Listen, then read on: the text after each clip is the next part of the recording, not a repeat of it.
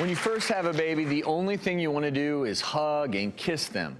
But what if you couldn't even hold your child because to do so would inflict painful physical injury? Well, that's the reality for Patrice and Matt.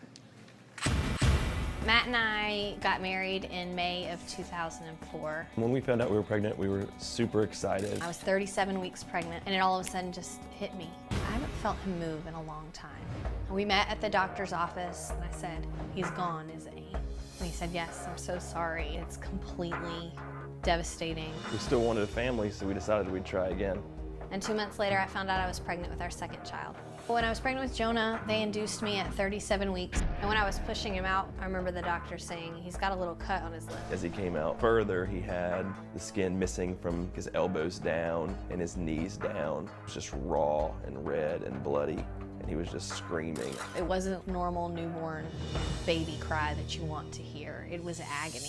There was a doctor there who said he thinks that it's something called epidermolise bullosa. EB is a disorder where basically Jonah's skin doesn't attach to itself. So any friction either blisters the skin or just shears it off. And he's like, "There's no treatment for epidermolysis bullosa." I'm like, "So is the only option prayer? Is that the only chance we've got?" And he said, "Yes." On a daily basis, Jonah can't go to the bathroom by himself. He requires dressing change 3 to 4 times a week. There's no part of his body that doesn't blister. I have to take suture scissors and physically cut those blisters so that they can drain. Jonah has had a lot of trouble internally, so because of that, we had to get a feeding tube. Jonah has never known a life without pain.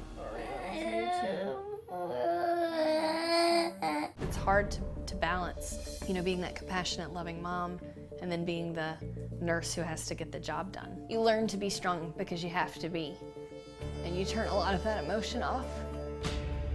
But there are days and there are nights that you just can't believe that this is what it is for him, and that's really hard.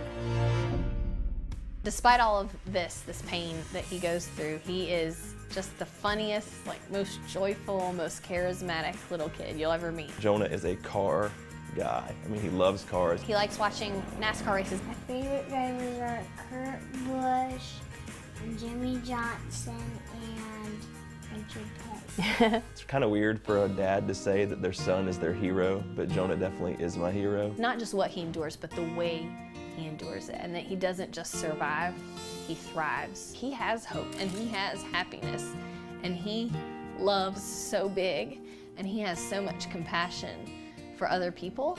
I realize that it's because of EB, he is able to touch so many people and give them hope. And join us now, Jonah's parents, Patrice and Matt, along with dermatologist Dr. Sonia Batra. And first of all, what a wonderful boy you all have. And I know you've been through so much with him. Well, we also know the power of physical touch and just wanting to hug your child. With Jonah, you got to be so very careful, and anyone around Jonah has to be careful. Yeah, I mean, I think we've just learned how to do it. I mean, we certainly don't deprive him of touch or affection or anything, but you just learn a different way of doing it. You know, Matt wrestles with our 4-year-old differently than he wrestles with Jonah. You know, Jonah, it's like, "I'll pick you up and I'll lay you down." And your There, I did it, you know? your 4-year-old now figured out ways to... No, he's crazy. Like, he's a roughhouser, and I just intervene a lot. Like, stop, don't. Referee? Yeah, I mean, I think just as a normal mom challenge, you know, most of the time I'd probably let 2 boys just go at it and work out their differences, but with them, I'm always having to insert myself and try to referee. He doesn't mean it, you know, in any way negative. It's just a boy being a boy, you know?